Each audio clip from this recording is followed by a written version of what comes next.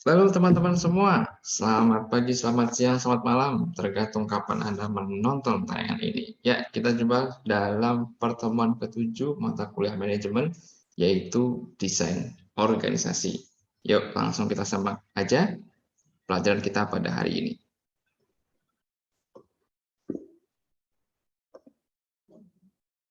Oke, kita tahu bahwa dalam manajemen, ya, dalam fungsi manajemen itu ada fungsi organisasi. Ya, organisasi merupakan aktivitas mengatur dan menyusun pekerjaan untuk mencapai tujuan organisasi. Ini merupakan proses penting di mana manajer merancang struktur organisasi, yaitu berupa pengaturan formal pekerjaan dalam suatu organisasi. Ya, memang dengan semakin kompleksnya pekerjaan atau organisasi, maka kita perlu membuat desain sebuah organisasi itu agar tujuan kita bisa tercapai, organisasi bisa berjalan.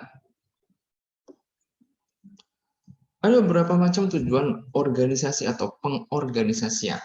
Yang pertama adalah membagi pekerjaan yang harus dilakukan dalam pekerjaan dan departemen tertentu. Jadi, kadangkala dalam sebuah organisasi, kita seringkali diberikan pekerjaan yang harus kita bagi.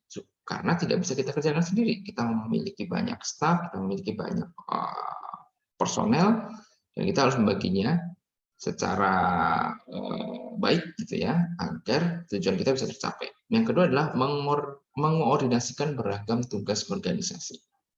Yang ketiga, memberikan tugas dan tanggung jawab terkait dengan pekerjaan individu supaya jelas nih si A ini tanggung jawabnya apa, tugasnya apa. Yang keempat, membangun hubungan antar individu, kelompok, dan departemen. Yang kelima, mengelompokkan pekerjaan menjadi beberapa unit ya supaya lebih terspesialisasi. Yang keenam, menetapkan garis wewenang secara formal. Garis wewenang itu adalah si A, ini anak buahnya siapa aja. Atau kita si A, ini harus bertanggung jawab, atau bosnya dia itu siapa. Sehingga jelas tanggung jawabnya. Kemudian mengalokasikan dan menyebarkan sumber daya organisasi. Ya, jadi misal suatu pekerjaan memerlukan personel yang lebih banyak, ya maka kita kelompokkan di sana. Yang pekerjaan yang lebih berat memerlukan sumber daya yang lebih banyak atau sumber daya yang staf-staf yang memiliki kompetensi yang tinggi, sementara yang lebih mudah ya mungkin sumber daya yang kita alokasikan tidak terlalu besar. Jadi ketika manajer mengubah struktur organisasi, mereka akan terlibat untuk mendesain organisasi dengan memperhatikan 6 elemen kunci. Elemen desain organisasi. Desain organisasi merupakan sebuah proses yang melibatkan keputusan tentang 6 elemen kunci ya yang akan kita pelajari ya. Dan ini yang sangat penting teman-teman harus pahami ya prinsip dari 6 elemen desain organisasi ini. Yang pertama adalah spesialisasi kerja, ya, yang kedua ada departementalisasi, yang ketiga adalah rantai komando, yang keempat adalah rentang kendali, yang kelima adalah sentralisasi dan desentralisasi, serta yang keenam adalah formalisasi. Yuk kita kupas satu demi satu. Yang pertama adalah spesialisasi kerja. Ya, ini merupakan elemen atau bagian dari mendesain organisasi atau organizing. Spesialisasi atau division of labor, yaitu kegiatan berupa membagi kegiatan pekerjaan menjadi tugas-tugas yang terpisah. Hakikat spesialisasi kerja adalah bahwa seluruh pekerjaan dipecah-pecah menjadi sejumlah langkah dan tiap langkah diselesaikan oleh individu yang berlainan sehingga jelas si A, si B, si C itu tugasnya apa, ini spesialisasinya apa, ya. Bukan keseluruhan pekerjaan dilakukan oleh satu individu, gitu. Ya, jadi dengan memfokuskan pada pekerjaan tertentu, maka dia mencoba untuk menspesialisasikan diri, gitu ya. Sehingga dengan semakin dia khusus menangani sesuatu, diharapkan dia semakin ahli, gitu ya. Tidak menangani pekerjaan yang banyak ya yang dilakukan oleh satu orang saja. Nah, seperti itu. Spesialisasi kerja dapat memanfaatkan keterampilan karyawan secara efisien dan meningkatkan produktivitas karena dia hanya fokus pada pekerjaan tertentu. Yang kerjaannya yang ahlinya marketing yang ngurusi marketing saja. Yang kerjaannya masalah produksi ya produksi, yang kerjaannya masalah keuangan, pencatatan, ya di situ saja. Dia tidak melakukan mulai dari produksi, pencatatan, advertising, tidak. Itulah spesialisasi. Namun, di samping ini memiliki manfaat berupa efisien dan meningkatkan produktivitas, pada titik tertentu, ketika konsep ini digunakan secara berlebihan, spesialisasi tidak selalu mengarah pada produktivitas. Ya, karena kadang ada titik jenuh. Ya, pekerjaan itu saja itu bisa mengakibatkan kejenuhan. Ya. Nah, dari ilustrasi ini menunjukkan bahwa pada titik tertentu dampak ekonomis dari pembagian kerja atau spesialisasi, ya, di sini ada penurunan nih, dan di suatu titik tertentu ada penurunan. Kalau di satu titik sebelumnya ini ada peningkatan efisiensi, gitu ya, peningkatan kinerja, namun pada titik tertentu ada penurunan, gitu ya. Ada kebosanan, kelelahan, stres, produktivitas rendah, kualitas kerja buruk, ketidakadilan yang meningkat, pergantian pegawai yang tinggi, yang dapat mengurangi ya esensi manfaat dari spesialisasi itu sendiri.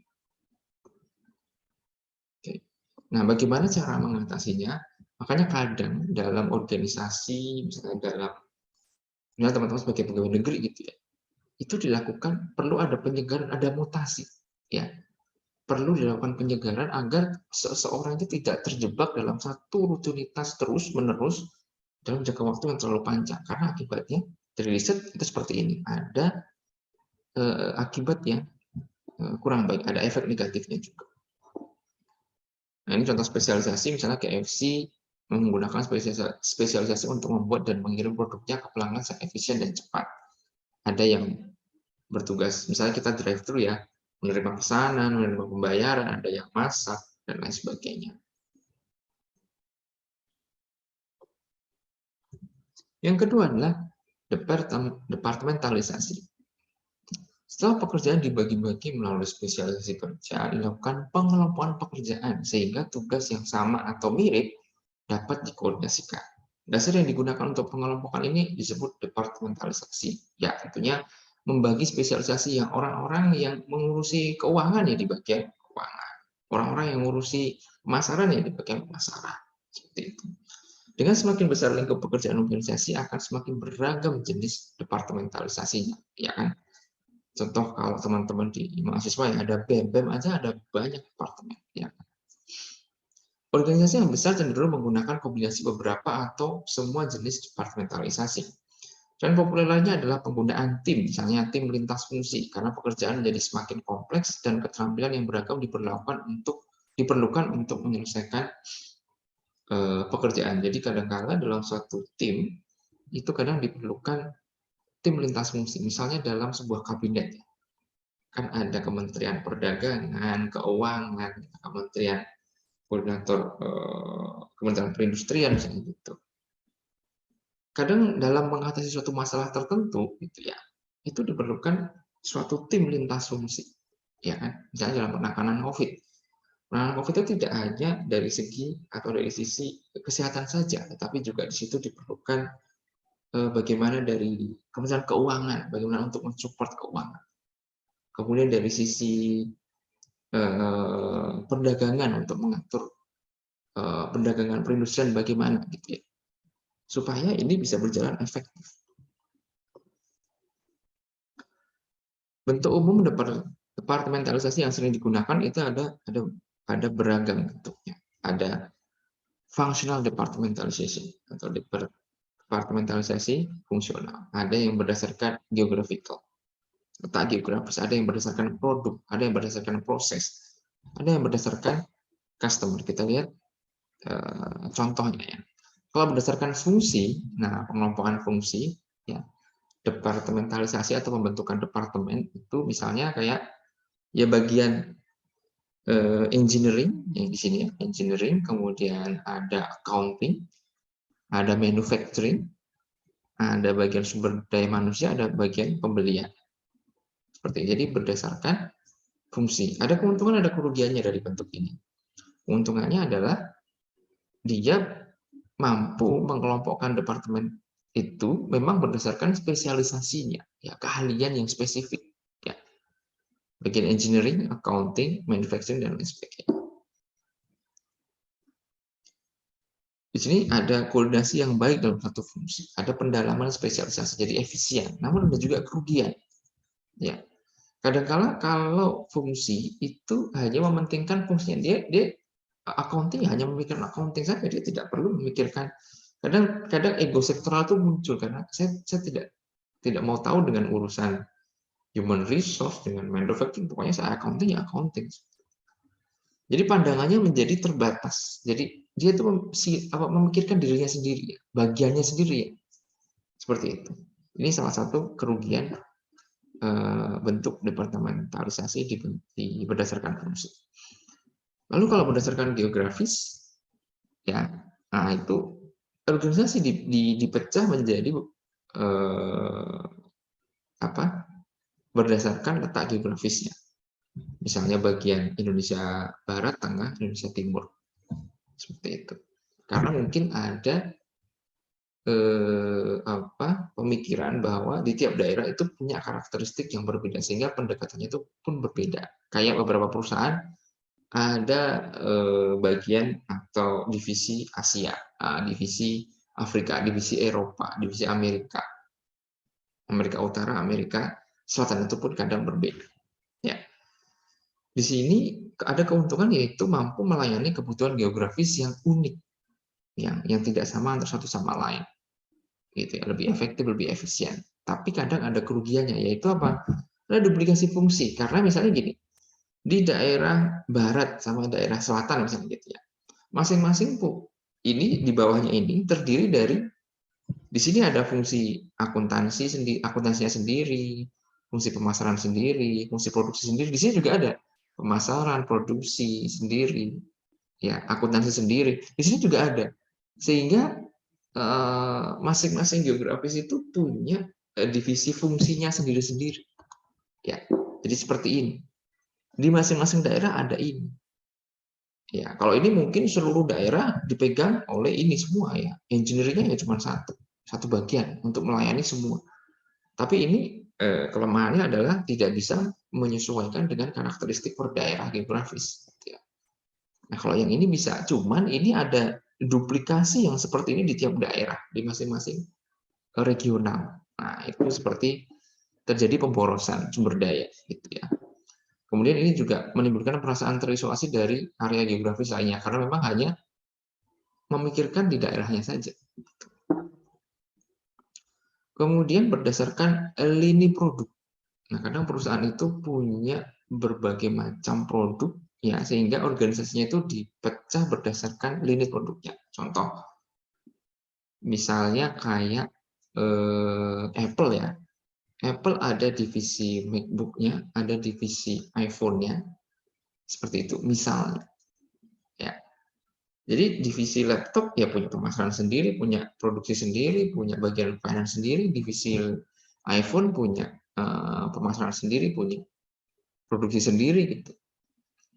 Ya, di sini memang kerugiannya ada duplikasi fungsi juga. Dan pandangannya menjadi terbatas, dia hanya fokus pada produk yang dia pegang saja. Gitu.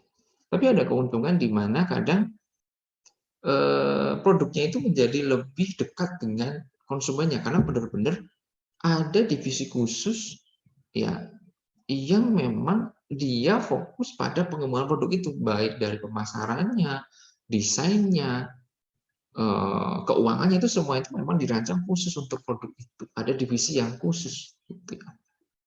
Memungkinkan ada spesialisasi untuk produk tertentu. Manajer jadi lebih ahli pada industri mereka. Laptop ya memang dia benar-benar tahu industri laptop.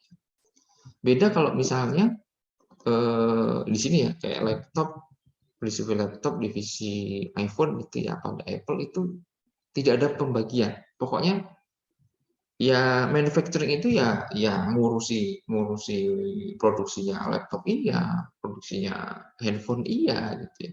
Tidak ada spesialisasi pada produk. Nah, ini beda. Jadi ada berdasarkan organisasi itu berdasarkan produknya apa, lalu dia dipisah dalam satu kelompok besar. Itu. Misal, ya. Kemudian ada yang berdasarkan proses. ya proses. Jadi misalnya kalau masalah misalnya ada suatu perusahaan produksi mobil. Produksi mobil itu mulai, jadi kan prosesnya misalnya pencetakan bodi itu ya pemasangan interior, terus pengecatan, terus pemasangan kelistrikan, pemasangan ban, sampai finishing gitu ya. Jadi ada satu alur proses gitu ya. Nah itu masing-masing proses ada divisi pencetakan bodinya, kemudian divisi pemasangan interior, ada divisi pengecatan, ada divisi finishing kayak gitu misalnya. Ya ini ada juga organisasi yang didesain seperti itu berdasarkan proses. Ini fokus pada, jadi misalnya suatu produk itu diproduksi dengan pola alur tertentu, maka divisi dari organisasi itu dipisahkan berdasarkan prosesnya. Gitu. Misalnya kalau industri minuman ya, ini yang ngeracik minuman, ini yang pembotolan, kemudian ini yang divisi untuk pengemasan dan lain sebagainya. Itu ada satu proses seperti itu. Tapi ini tidak semua perusahaan bisa ya didesain menggunakan berdasarkan desain proses ini. Nah, tidak semua. Jadi ini sekali lagi desain itu memang disesuaikan dengan kebutuhan dari organisasi atau perusahaan masing-masing. Cocoknya apa? Kalau memang dia terpisah menjadi beberapa regional yang unik, ya mungkin dia lebih cocok pakai pembagian daerah. Kalau memang dia tidak terpisah menjadi beberapa produk atau geografis, ya mungkin fungsi aja udah cukup. Tapi kalau dia punya beberapa produk yang mungkin punya pasarnya itu juga unik gitu ya, dan dia ingin fokus, tidak ingin kehilangan keduanya, ya mungkin bisa dipisahkan berdasarkan produk. Ada juga berdasarkan customer. Nah, ada juga berdasarkan customernya.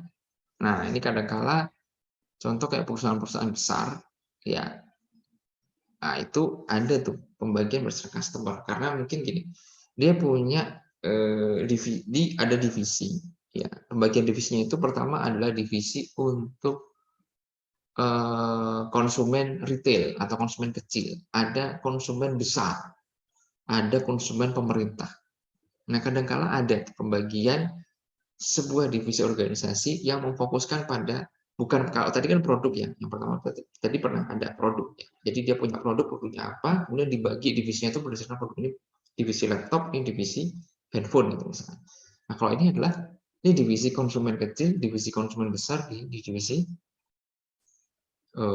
konsumen pemerintah, karena masing-masing konsumennya itu punya punya karakteristik sendiri-sendiri. Mungkin produknya cuma satu, gitu ya. Kadang-kala bank juga punya pembagian seperti ini. Jadi ada divisi consumer, dia itu fokus divisi yang ngurusin kredit untuk perorangan, ya, kartu kredit, ya, kredit perorangan lah, kredit KPR, kredit sehari-hari seperti kartu kredit. Ada yang kemudian ada divisi konsumen korporasi, ya, dia fokus untuk mengurusi penyaluran kredit kepada perusahaan. Jadi fokus pada konsumen perusahaan, karena memang antara perorangan dengan yang perusahaan bisa jadi berbeda karakteristiknya. Jadi dia perlu divisinya itu perlu dipisah gitu ya. Bahkan produknya ya cuma itu aja ya, gitu.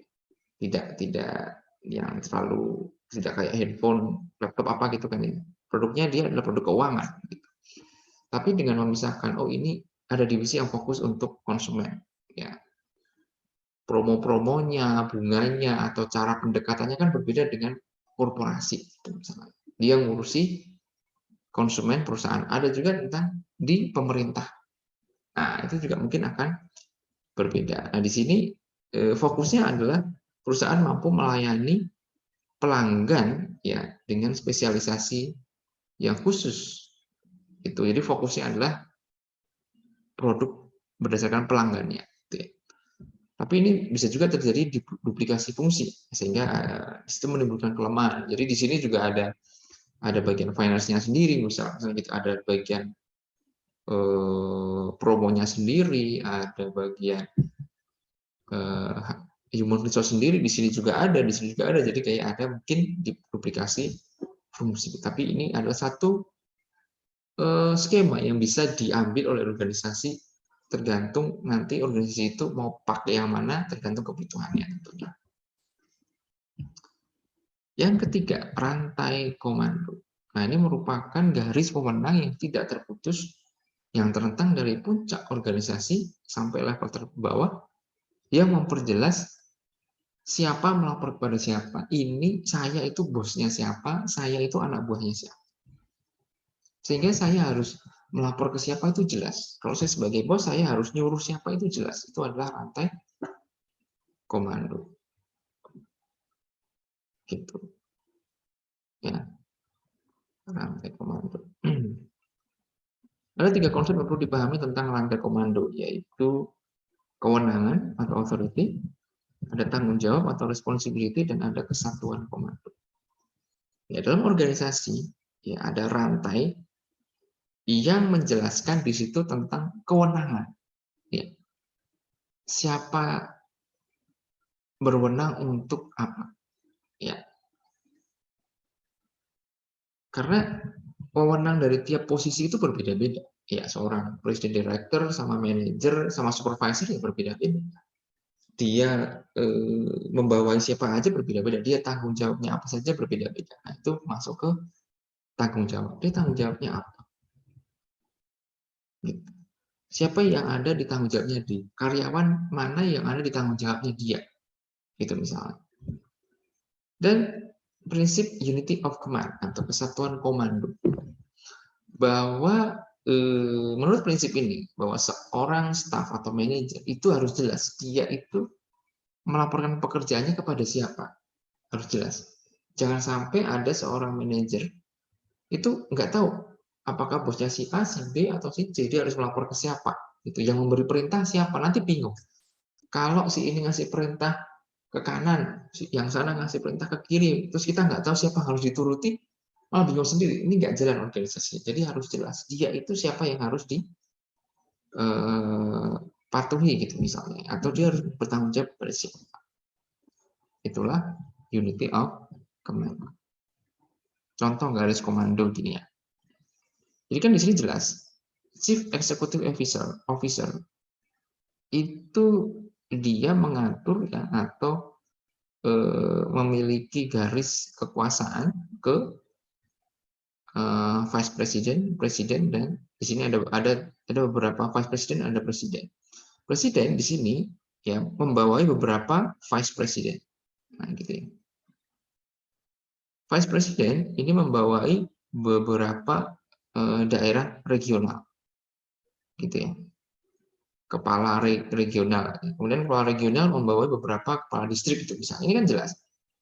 Si distrik B itu bertanggung jawab pada ini kepala region 2. Dia tidak bertanggung jawab pada ini gitu. Jadi jelas bahwa dia ya harus patuh pada ini gitu. Kira-kira seperti itu. Si region 2 ya dia memerintahnya ya cuma dari distrik A sampai G aja, nggak ada distrik HI, JKLM itu di luar rantai komando dia. Jadi jelas. Inilah susunan organisasi. Oke, ini tadi adalah rantai komando. Pada siapa saya bertanggung jawab? Ya. Rentang kendali. Nah, rentang kendali ini menggambarkan jumlah bawahan yang dapat dikendalikan oleh seorang manajer secara efisien dan efektif. Misalnya ini, manajer punya 4 staff. Berarti dia rentang kendalinya ke 4 orang. Nah, kita sebagai manajer kan punya sumber daya terbatas ya, kita sebagai manusia ya. Punya staff 2 dan punya staff 4 dibandingkan dengan punya staff 50. Tentu kan beda.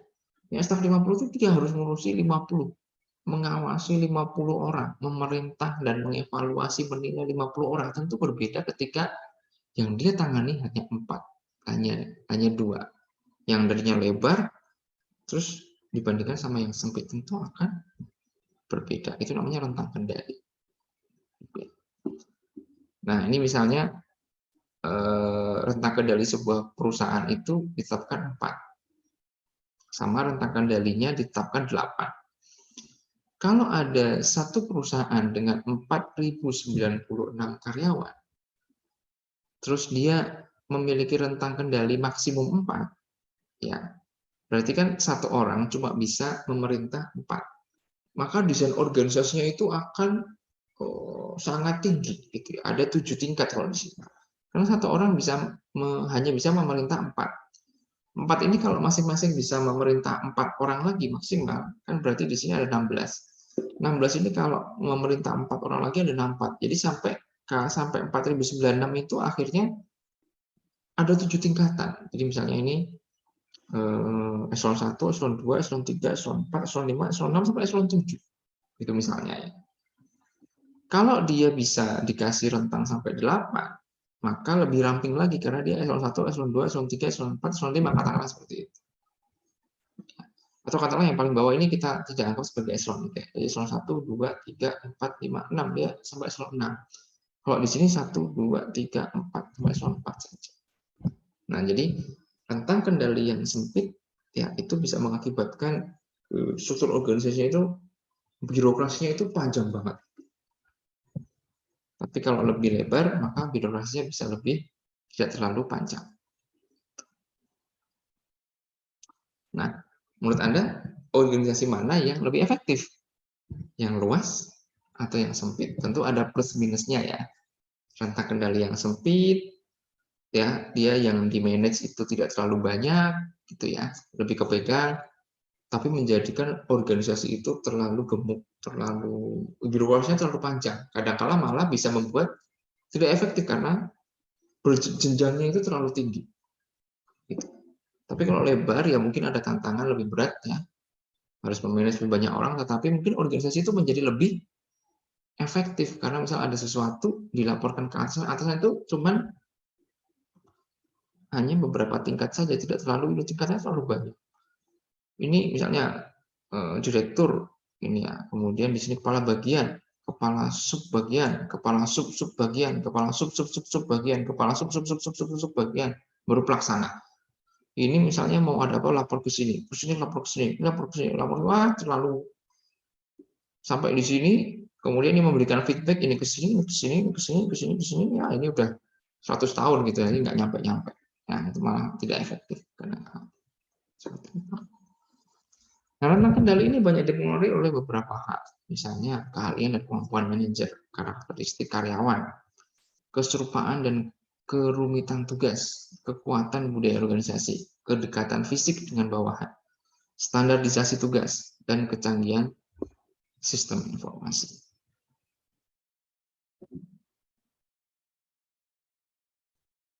Oke, sekarang pilihan antara desentralisasi dengan sentralisasi. Jadi dalam mendesain organisasi, ini juga mengandung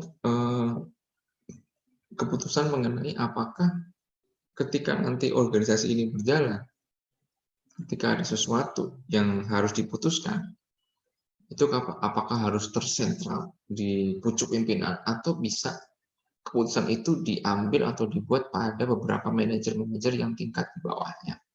Gitu. Jadi sentralisasi atau desentralisasi mengacu pada tingkat pengambilan keputusan itu dipusatkan pada satu titik tunggal dalam organisasi atau tidak. Nah, kalau sentralisasi itu titik pengambilan keputusan ya, yaitu manajemen mengambil keputusan utama organisasi dengan sedikit atau mungkin tanpa masukan dari personal tingkat bawah. Jadi semuanya itu ada di pucuk pimpinan, sentralisasi. Semua harus tersentral. Gitu ya. Pengambilan keputusan terkonsentrasi pada manajer atau pimpinan tingkat atas. Sementara kalau desentralisasi, maka manajer atau pimpinan pada level yang lebih bawah itu diberi keleluasaan untuk memberi input atau mengambil keputusan-keputusan tertentu. Gitu. Ya, itu namanya desentralisasi. Mungkin teman-teman kalau keuangan sering itu mendengar istilah desentralisasi fiskal misalnya. Nah, di situ artinya fiskal ini kan tentang pengeluaran dan pendapatan sebuah pemerintah negara gitu ya. Jadi atau daerah. Jadi desentralisasi fiskal di sini adalah kalau dulu ya zaman Orde Baru itu semua pengaturan keuangan itu banyak diatur oleh pusat gitu ya. Nah, sekarang daerah itu diberi kewenangan atau keleluasaan yang lebih untuk mengatur keuangan gitu ya, untuk bagaimana dia memperoleh pendapatan, bagaimana dia mengeluarkan anggarannya supaya lebih dekat dengan masyarakat gitu ya, karena di daerah mungkin lebih tahu lapangan ya. Kemudian jadi ketika ada sesuatu langsung diputuskan di daerah saja, tidak usah diinikan ke pusat, nunggu instruksi pusat nanti baru dilaksanakan seperti itu, tidak. Jadi kadang-kala ya seperti itu ya, ada kasus di mana sentralisasi yang harus terpusat, ada juga yang pilihan organisasi itu kadang-kala memilih untuk beberapa hal itu diturunkan atau didesentralisasikan kepada pimpinan yang lebih bawah untuk mengambil keputusan. Nah, sentralisasi dan desentralisasi ini ada beberapa hal yang mempengaruhi ya, atau lebih cocok pada keadaan yang mana. Misalnya kalau lingkungannya kompleks, tidak pasti, itu kadang lebih pas untuk yang desentralisasi. Ya, karena terlalu kompleks antara satu dengan yang lain itu beda-beda. Kalau semuanya ke sentral, wah nanti terlalu responnya tidak cepat dan terlalu lama gitu ya. Kemudian ketika manajer tingkat bawah mampu dan berpengalaman dalam membuat keputusan, itu juga bisa membuat desentralisasi semakin lebih mudah gitu ya. Tetapi ketika manajer tingkat bawah tidak punya pengalaman, tidak mampu membuat keputusan, maka ya kecenderungannya ya sentralisasi saja, daripada nanti kalau didesentralisasikan tapi ternyata yang level bawah tidak cakap atau tidak mampu, malah jadi bubar. Jadi keputusan ini harus memperhatikan bagaimana keadaan organisasi itu, bagaimana lingkungannya juga, stabil enggak lingkungannya, manajer tingkat bawahnya bisa enggak dipercaya untuk membuat keputusan seperti itu. Ada juga misalnya keinginan dari level bawah untuk memberikan suara dalam pengambilan keputusan. Kalau banyak suara di situ dan manajernya mampu, ya di level bawah ya mungkin lebih pas desentralisasi. Kemudian ketika misalnya di sini organisasi menghadapi krisis atau risiko kegagalan perusahaan. Nah, di sini karena mungkin ini sangat genting dan menyangkut apa ya, hidupnya organisasi, kadang-kala ketika ada kondisi seperti ini, maka supaya menghindari perpecahan dan lain sebagainya, keputusan akan lebih disentralisasikan.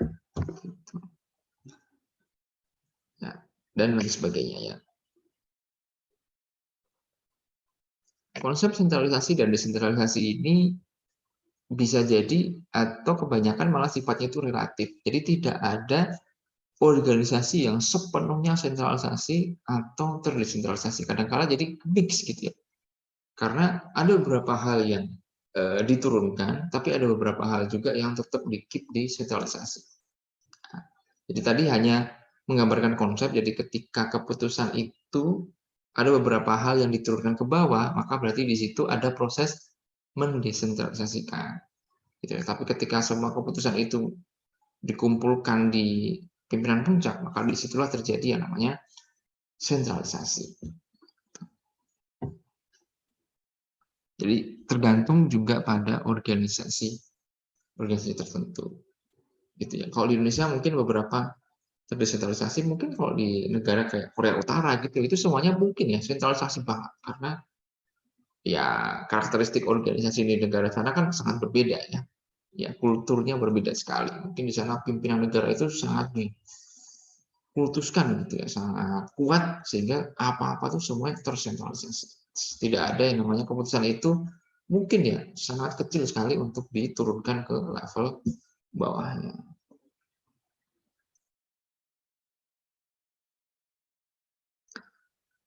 Dan desentralisasi itu ya, keputusan untuk pemilihan itu juga tergantung ya bagaimana karakteristik dari organisasi itu ya, tidak semuanya cocok. Oh, desentralisasi itu yang paling baik, jadi semua harus terdesentralisasi, ya enggak juga. Atau semuanya harus tersentralisasi, ya enggak juga. Itu ya tergantung karakteristik dari perusahaan itu sendiri. Formalisasi yang keenam. Ya, ini adalah tadi ya prinsip keenam yang terlibat dalam desain organisasi. Formalisasi ini mengacu pada seberapa standar pekerjaan dalam suatu organisasi itu dipandu oleh aturan atau prosedur. Nah, kalau teman-teman misalnya berorganisasi, misalnya nanti di PNS ya, sebagai aparatur sipil gitu ya, itu pasti sangat terikat sekali ya dengan namanya aturan-aturan prosedur SOP. Ya. Bahkan teman-teman ketika masih di mahasiswa pun ya, di organisasi kemahasiswaan itu pasti juga ada bagaimana prosedur, misalnya prosedur pengangkatan anggota baru. Ya kan harus kita lihat pada pedoman. Nah, ketika sebuah proses, ketika sebuah keputusan itu ditulis dan dibakukan pada suatu aturan atau pedoman, dan disitulah terjadi formalisasi. Jika pekerjaan sangat diformalkan, pelaksana pekerjaan itu mempunyai kuantitas keleluasaan yang minimum mengenai apa yang harus dikerjakan. Karena ya semua harus menganut pada pedoman. Jadi ruang improvisasinya kan sangat dibatasi oleh peraturan itu. Misalnya penyelesaian pekerjaan maksimal 3 hari. Ya udah, berarti kan kita tidak punya ruang ya untuk menyelesaikan pekerjaan itu 4 hari. Kalau lebih dari itu maka kita dianggap melanggar prosedur. Ya. Nah, pada organisasi yang seperti kayak pemerintah ya tentu perlu ini formalisasi. Ya, karena ini ada tanggung jawab yang harus diemban, pelayanan publik, tanggung jawab pada rakyat dan sebagainya, standarisasi pelayanan. Gitu. Sementara mungkin di organisasi lain belum tentu semuanya harus diformalisasikan. Pada organisasi dengan formalisasi yang tinggi terdapat uraian jabatan dalam bentuk tertulis. Ini jabatan A, nama jabatannya apa, tanggung jawabnya apa, gitu ya. Aturannya apa, prosedurnya apa, prosesnya gimana itu jelas. Dia harus ngapain, waktunya berapa, harus berhubungan dengan siapa, harus nyuruh siapa, harus tanggung jawab pada siapa, gitu ya. Seperti itu.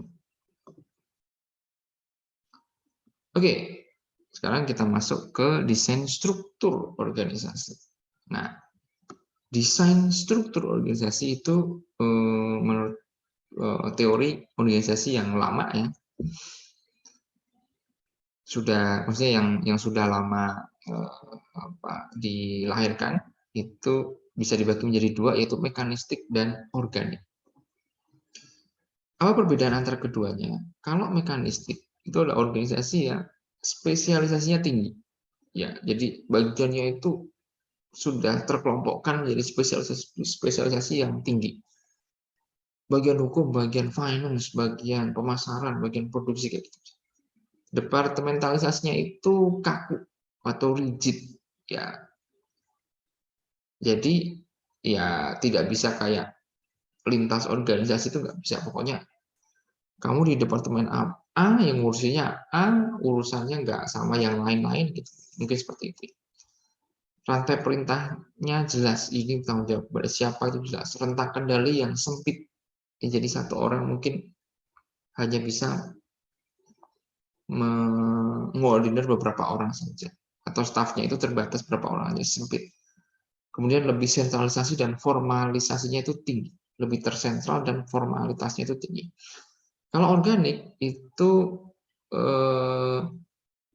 agak sedikit mengaburkan spesialisasi, karena di sini sudah mulai terbentuk adanya tim lintas fungsi. Iya, ada dibagi beberapa departemen, tapi kadang dalam rangka mengerjakan proyek tertentu itu ada beberapa tim yang terdiri dari berbagai divisi, antar divisi gitu. Jadi tidak terlalu kaku bahwa divisi A yang ngurusi A saja, B enggak. Tapi kadang mereka bersama-sama gitu ya, ada suatu tim lintas fungsi yang tujuannya dibentuk untuk menyelesaikan permasalahan tertentu.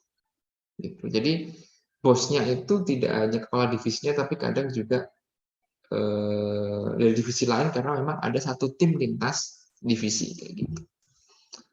Karena ada beberapa lintas divisi, maka arus informasinya itu tidak hanya kaku dan rantai perintahnya itu tidak hanya mengalir pada satu divisi saja, tapi kadang lintas gitu ya. Nah, dengan demikian rentang kendalinya juga menjadi lebar. Di sini juga banyak desentralisasi dan formalisasinya lebih rendah. Nah, ini ada beberapa tim yang seperti ini.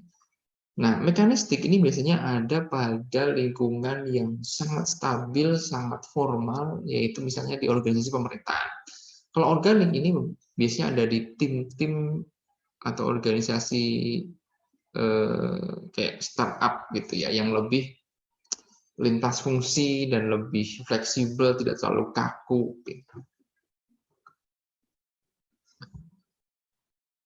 Kemudian desain organisasi juga bisa dibedakan menjadi kelompok tradisional dan kontemporer.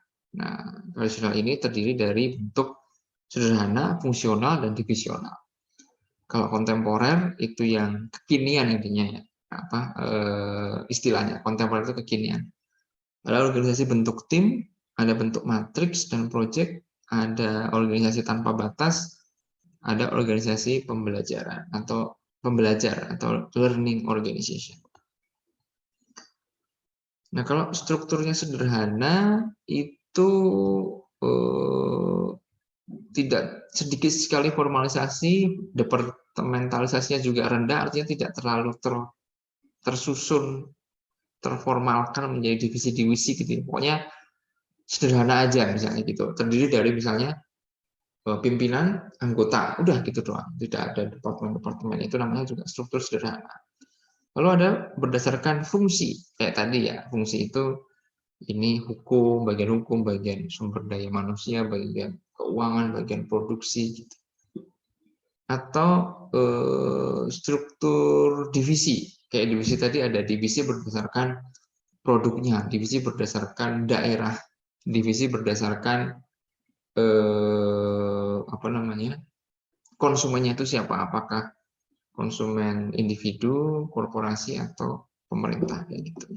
Jadi ada beberapa tipe sederhana yang mungkin cuma ketua sama anggota doang, udah nggak ada divisi-divisi, udah nggak ada bagian-bagian. Gitu. Fungsi, ya ada divisi hukum, pemasaran, sumber daya manusia, keuangan, atau berdasarkan struktur divisi.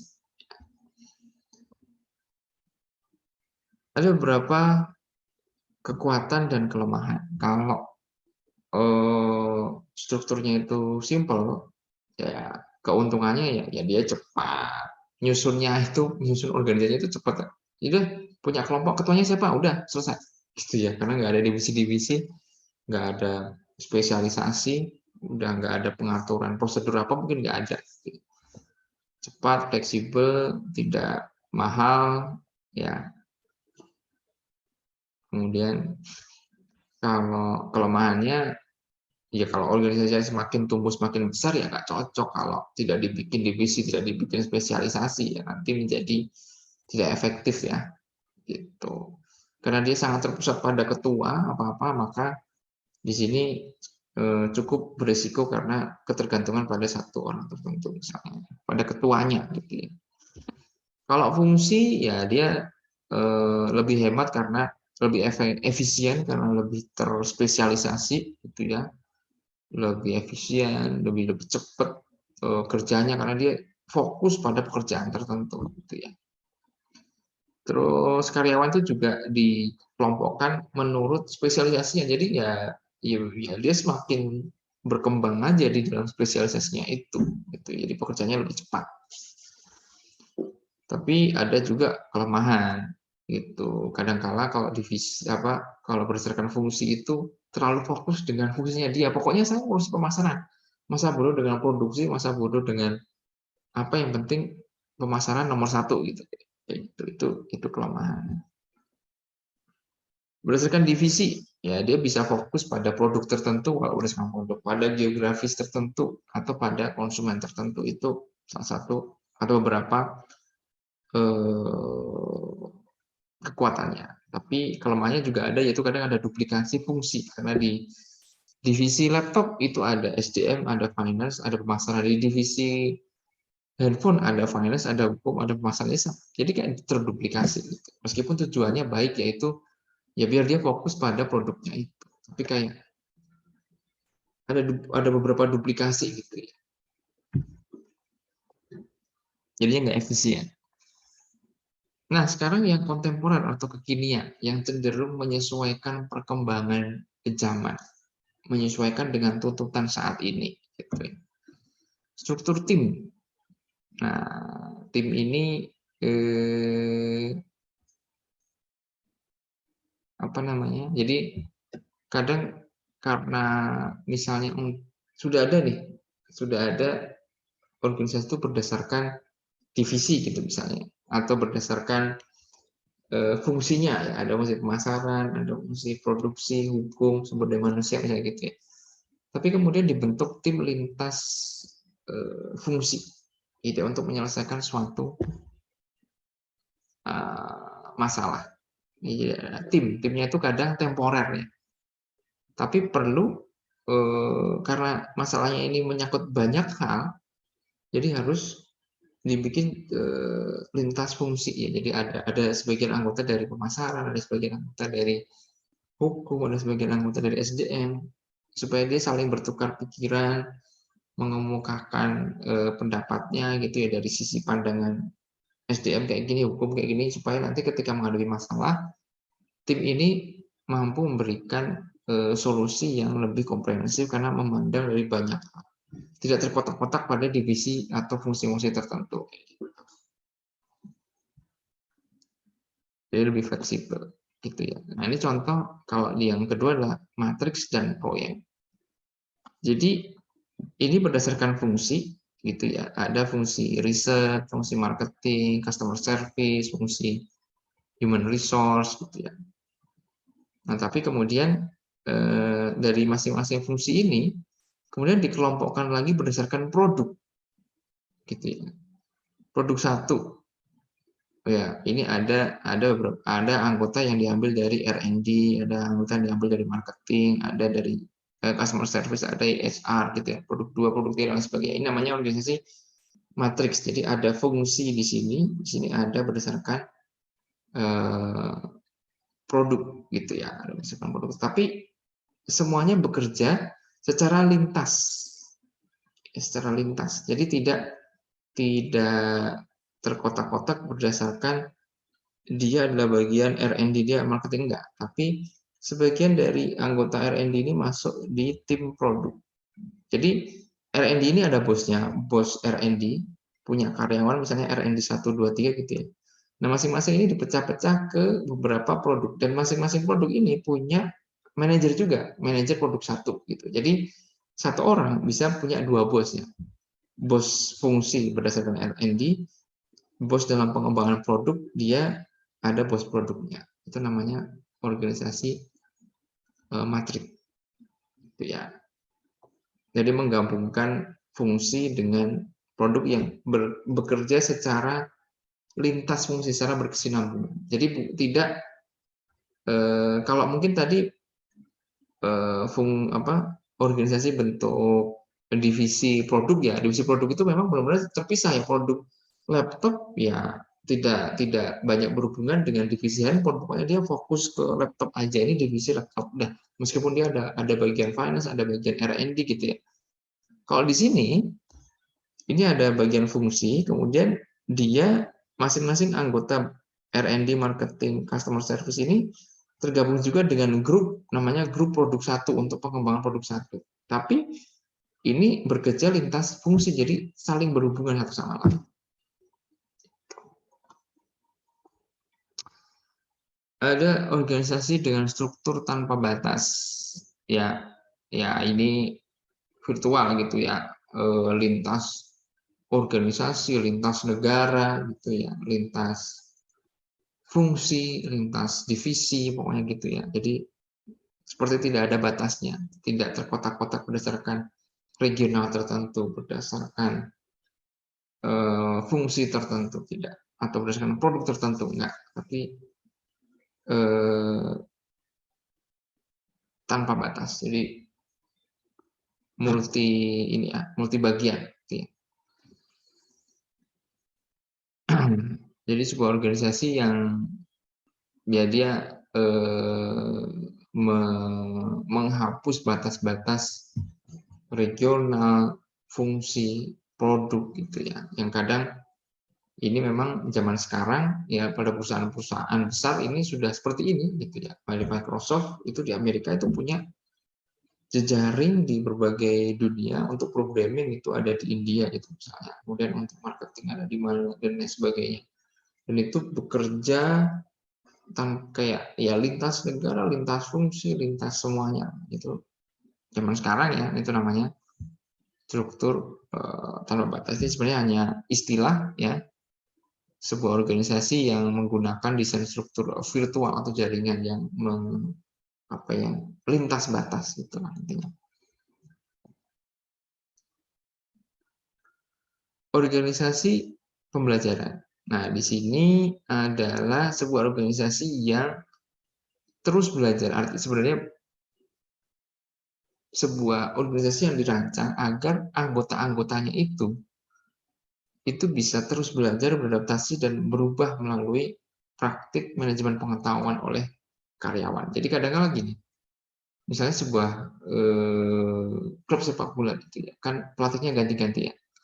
Nah, kalau ada yang namanya organisasi pembelajaran itu misalnya gini, ilmu atau taktik dari pelatih A itu benar-benar dibukukan atau divideokan, didokumentasikan, sehingga nanti ketika ini itu pergi, pelatih ini pergi, misalnya si pemain-pemain ini, pemilik klub atau mungkin pelatih yang baru itu masih punya, dulu seperti ini yang dipelajari, dia tahu sejarahnya, taktik yang dipakai gitu. Itu bisa dia ketahui, bisa dipelajari sehingga bisa memperkaya dirinya. Atau mungkin sebuah organisasi yang terus atasannya itu berganti-ganti, gitu. Kan pasti kan namanya pimpinan itu kan selalu berganti-ganti. Nah, masing-masing kan punya keunggulan, kelemahan masing-masing, punya skill masing-masing, punya karakteristik masing-masing. Nah, itu tuh keunggulan-keunggulannya itu atau cara manage-nya dia, bagaimana ilmunya dia itu kayak diserap pengetahuannya, dibukukan, didokumentasikan pada suatu perangkat ya, sehingga misalnya ketika bos ini akhirnya misalnya pindah gitu ya, perusahaan ini tetap punya ilmu-ilmu yang diturunkan oleh orang itu meskipun dia sudah pergi, karena itu sudah terdokumentasikan, sehingga orang baru pun yang baru masuk misalnya gitu ya, dia bisa belajar tentang praktek-praktek manajemen masa lalu meskipun bos yang menciptakan itu sudah tidak ada lagi, misalnya seperti itu. Itu adalah sebuah organisasi pembelajaran. Oke. Nah, sekarang ada beberapa faktor yang mempengaruhi keputusan desain organisasi. Karena tadi desain organisasi itu macam-macam. Ada berbagai hal yang maksudnya desainnya itu kan macam-macam. Ada yang sederhana, ada yang berdasarkan fungsi, ada yang berdasarkan produk, ada yang berdasarkan matriks gitu ya, macam-macam. Nah, itu ada faktor-faktor yang mempengaruhinya, namanya faktor kontingensi. Apa saja itu? Pertama adalah strategi organisasi. Strateginya kayak gimana? Organisasi yang strateginya itu berfokus pada konsumen, ya dia akan mungkin membagi struktur organisasi berdasarkan customer-nya, customer perorangan misalnya, customer korporasi sama customer pemerintah. Kalau dia pengen fokus pada produk, ya mungkin berdasarkan produk. Kemudian ukuran organisasi. Nah, ukuran organisasi kecil, besar. Kalau kecil ya mungkin organisasinya strukturnya sederhana saja, itu mungkin ya. Tapi kalau besar, nah makin tumbuh lagi, gitu ya. Kemudian organisasi itu adalah organisasi resmi. Ya mungkin dia cocoknya adalah mekanistik, bukan organik. Organik mungkin yang lebih informal, mekanistik yang lebih terstruktur, lebih terdokumentasikan, prosedurnya jelas gitu ya. Nah, itu mungkin lebih cocok ketika ukurannya itu makin besar. Sehingga harus jelas teknologi yang digunakan. Ini juga mempengaruhi. Kalau dia menggunakan teknologi canggih, ya mungkin manajemen pembelajaran bisa dijalankan. Ya kan, dia punya sistem yang bisa bangun LMS kayak gitu. Atau dia punya koneksi yang kemudian kita bisa nge-zoom gitu ya misalnya. Nah, itu bisa borderless organization. Dan juga dipengaruhi oleh ketidakpastian lingkungan. Kalau lingkungannya itu stabil, maka kecenderungan organisasinya itu lebih ke mekanistik, karena ya kalau tidak banyak berubah ya udah kita standarkan saja. Ini prosedurnya kayak gini, ini mekanismenya kayak gini gitu ya, lebih diformalkan, lebih rigid gitu. Tapi kalau berubah-ubah, kalau apa-apa semuanya diformalkan kan jadi apa ya? Maksudnya effortnya terlalu besar, padahal organisasinya itu berubah-ubah terus. Ini sudah disusun prosedurnya secara resmi, apa dibukukan, dikasih apa, menyusun SOP yang tebal banget, tiba-tiba besok organisasinya berubah. Nah, kayak gitu. Kalau butuh yang fleksibel, yang dinamis, maka organisasinya lebih ke yang organik. Tapi kalau yang stabil, maka kita bisa pakai mekanistik supaya malah lebih pasti, lebih enak, pedomannya jelas kayak gitu. Yang penting lingkungannya stabil. Nah, teman-teman, ada beberapa isu terkini dalam desain organisasi ya, dengan berkembangnya pemikiran, teknologi dan lain sebagainya. Ini ada beberapa kayak desain organisasi kekinian yang mendobrak tradisi masa lalu yang kaku gitu ya. Misalnya ada tim lintas fungsi, ada gugus tugas, ada community of practice. Tim lintas fungsi ini tadi ya mendobrak tradisi bahwa organisasi itu harus ya rigid, ini fungsinya ini ngurusi ini ngurusi ini gitu, nggak bisa campur-campur. Kadang-kadang ada permasalahan yang perlu adanya tim lintas fungsi, tidak bisa diselesaikan secara sektoral saja. Pokoknya ya finance ya pokoknya gini, ini terbaik untuk finance gitu. Oh, ini untuk permasalahan itu ya terbaik gini, nggak bisa. Kemudian ada gugus tugas. Gugus tugas itu semacam tim sementara gitu, kayak gugus tugas COVID-19 ya, memang tim sementara lintas fungsi yang dibentuk untuk secara sementara ya untuk mengatasi pandemi gitu misalnya. Tapi mungkin setelah pandeminya lewat, tim itu mungkin tidak perlu lagi gitu ya. Seperti itu. Jadi semacam sebuah desain organisasi yang sifatnya sementara, fleksibel untuk menangani isu-isu terkini. Kalau dia harus mengubah total organisasi keseluruhan, itu akan terlalu mahal.